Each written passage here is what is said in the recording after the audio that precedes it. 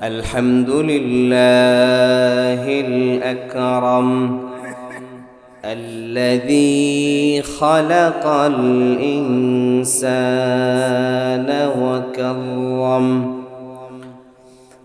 وعلمه من البيان ما لم يعلم فسبحان الذي لا يحصى امتنان باللسان ولا بالقلم ونشهد أن لا إله إلا الله وحده لا شريك له ونشهد أن محمدًا عبده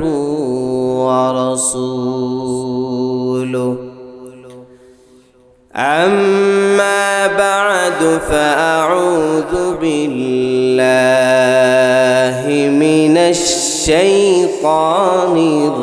الرجيم بسم الله الرحمن الرحيم إن الله وملائكته يصلون على النبي يا أيها الذين آمنوا صلوا عليه وسلموا تسليما شكرا محبة الشهادة درود إبراهيم پربو اللهم صل على محمد وعلى آل محمد كما صليت على إبراهيم وعلى آل إبراهيم إنك حميد مجيد اللهم بارك على محمد وعلى آل محمد كما باركت على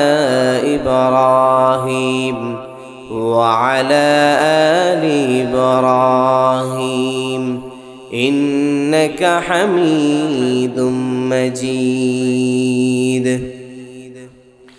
সুন্নত নয় শুধু দাওয়াতের মেহমান সুন্নত নয় শুধু খাওয়া শেষে মধুপান আরো কিছু সুন্নাত আছে তুমি জানো কি জানলেও জীবনে কখনো তা মানো কি আরো কিছু সুন্নাত আছে তুমি জানো কি জানলেও জীবনে কখনো তা মানো কি সুন্নাত শুধু নয় মজলুম সহায় সুন্নাত ওহুদে জালিমের প্রতিরোধ ঠিক কিনা সুন্নাত শুধু নয় মজলুম সহায় সুন্নাত ওহুদে জালিমের প্রতিরোধ সুন্নাত শুধু নয় নির্জন ধ্যানে যাওয়া আর সুন্নাত হলো পাথরের আঘাত খাওয়া ঠিক কিনা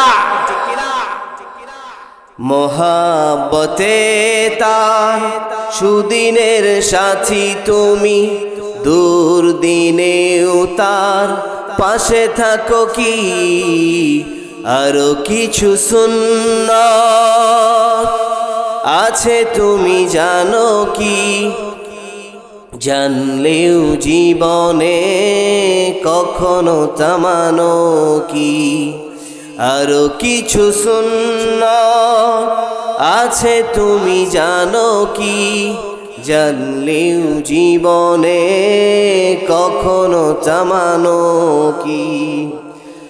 সুন্নাত কোরআনের সমাজ বিনির্মাণে, বৈরী সকল পথ মারিয়ে চলা, সুন্নত দাওয়াতে দিনের পাশাপাশি, ইসলাম রক্ষায় হাতে তলোয়ার তোলা।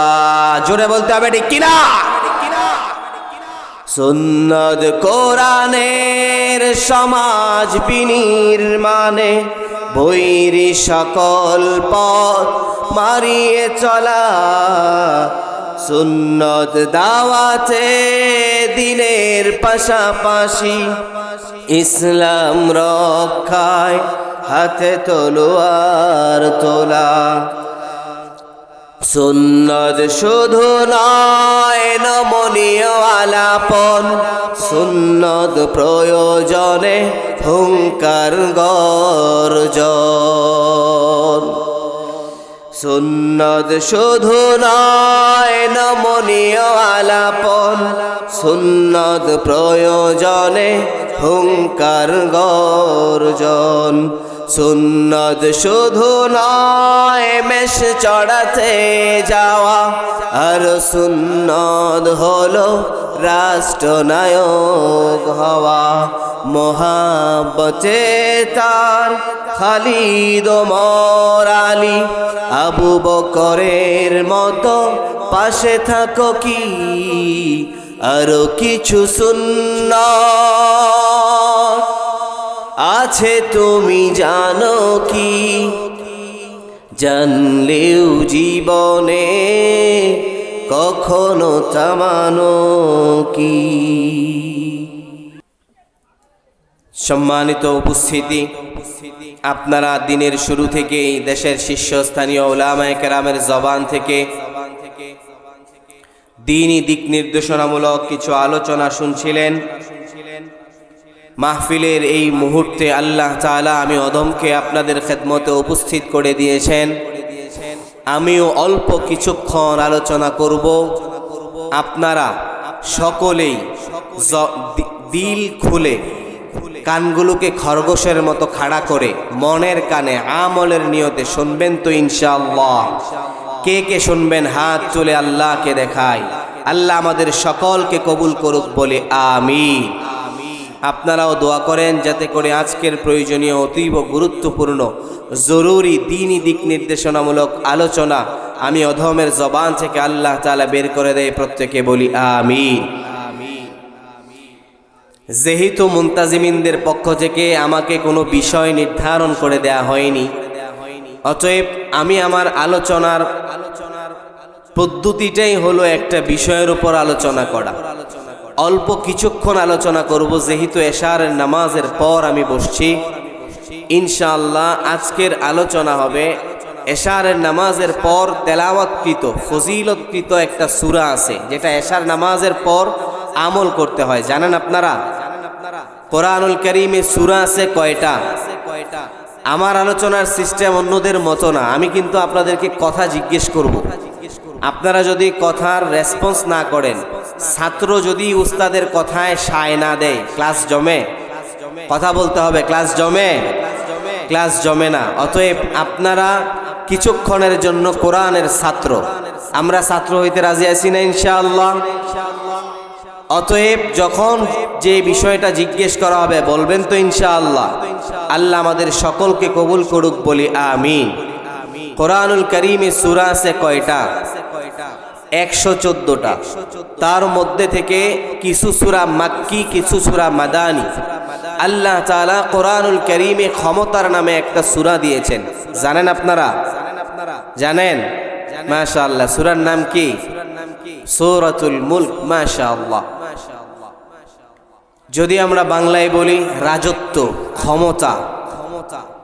যদি ইংরেজিতে বলি পাওয়ার, কিংডম। সফরেন্টি, অথরিটি। আল্লাহ তাআলা এই সূরার মাধ্যমে তার সার্বভৌম ক্ষমতার পরিচয় দিয়েছেন।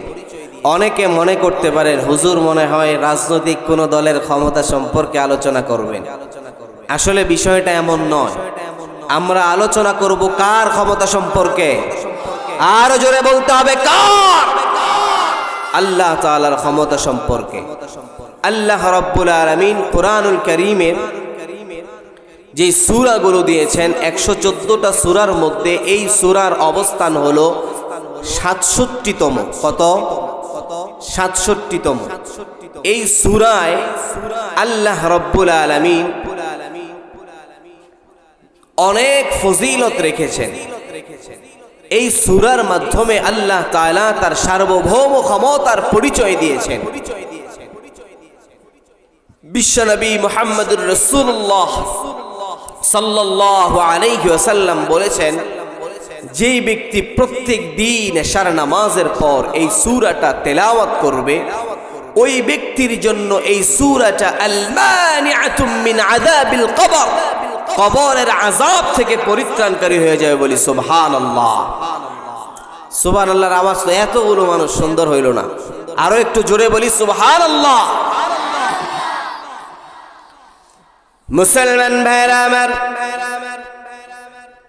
বিশ্বনবী মুহাম্মদুর রাসূলুল্লাহ সাল্লাল্লাহু আলাইহি ওয়াসাল্লামের সাহাবী আন আব্দুল্লাহ ইবনে মাসউদ রাদিয়াল্লাহু তাআলা আনহু قال من قرأ تبارك الذي بيده الملك كل ليلة منعه الله بها من عذاب القبر। বিশ্বনবী মুহাম্মদুর রাসূলুল্লাহ সাল্লাল্লাহু আলাইহি ওয়াসাল্লামের সাহাবী আব্দুল্লাহ ইবনে মাসউদ রাদিয়াল্লাহু তাআলা আনহু বলেন, যে ব্যক্তি প্রতিদিন এশার নামাজের পর এই সূরাটা তিলাওয়াত করবে, ওই ব্যক্তির জন্য এই সূরাটা কবরের আযাব থেকে পরিত্রাণকারী হয়ে যাবে। মুসলমান ভাইরা আমার, বিশ্বনবী মুহাম্মদুর রাসূলুল্লাহ সাল্লাল্লাহু আলাইহি ওয়াসাল্লাম অন্য এক হাদিসের মাধ্যমে আমাদের সকলের জন্য একটা চমৎকার মেসেজ দিয়েছেন। বিশ্বনবী মুহাম্মদুর রাসূলুল্লাহ সাল্লাল্লাহু আলাইহি ওয়াসাল্লাম বলেছেন, যেই ব্যক্তি প্রতিদিন এশার নামাজের পর এই সূরাটা তেলাওয়াত করবে, ওই ব্যক্তির জন্য এই সূরাটা আল্লাহ রাব্বুল আলামিনের সাথে তর্ক বিতর্ক করবে। এজন্য বিশ্বনবী মুহাম্মদুর রাসূলুল্লাহ সাল্লাল্লাহু আলাইহি ওয়াসাল্লাম বলেছেন, খাসামাত আন সাহিবিহা, যেদিন মানুষটা মৃত্যুবরণ করবে, ওই দিন যদি সে এশারের নামাজের পরে এই সূরাটা তেলাওয়াত করে থাকে, এই সূরাটা তেলাওয়াতকারী হওয়ার কারণে সে মৃত্যুবরণ করার পর, তাকে দাফন কাফন করানোর পর, তাকে যখন কবরে শায়িত করা হবে, কবরে রাখার পর ওই ব্যক্তি যখন দুইজন ফেরেশতা তাকে প্রশ্ন করার জন্য আসবে, কিরামান কাতিবিন যখন তাকে প্রশ্ন করবে, এই সূরাটা তাকে উত্তর দিতে বাধা প্রদান করবে। এটার কারণ হলো এই সূরাটা তাকে প্রশ্ন করতে সুযোগ দিবে না, উত্তর দিতে বাধা প্রদান করবে। কিরামান কাতিবিন আল্লাহ রাব্বুল আলামিনের কাছে ফরিয়াদ জানাবে, আল্লাহ তোমার কোরআনুল কারীমের মধ্যে একটা সূরা আছে, যে সূরাটার নাম হলো মুলক।